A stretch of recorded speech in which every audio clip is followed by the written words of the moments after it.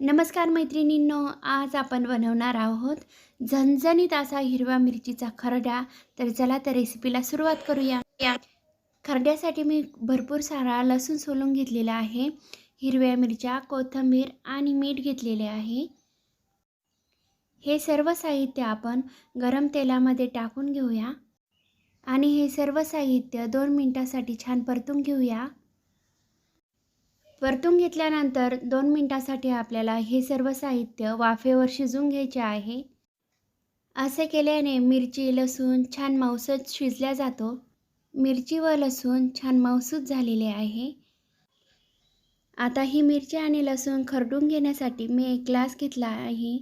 ग्लासच्या back साईडने मिरची आणि लसूण छान खरडून घ्यायचे आहे. मीठ टाकल्यामुळे हा खरडा लवकर खरडला जातो.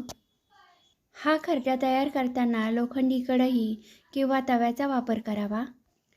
हिरवी मिरची आणि लसूण छान खरडून झाले की त्यामध्ये बारीक चिरलेली कोथिंबीर घालून घेतली. आपला हिरव्या मिरचीचा खरडा तयार आहे. चवीला अगदी अप्रतिम लागतो. नक्की करून बघा. माझ्या चॅनलवर 2 ते 3 मिनिटांमध्ये तयार होणाऱ्या अनेक रेसिपी मी अपलोड केलेल्या आहे. तर चॅनलला नक्की भेट द्या. रेसिपी आवडत असल्यास चॅनलला लाईक, शेअर, सबस्क्राईब करायला अजिबातही विसरू नका. धन्यवाद.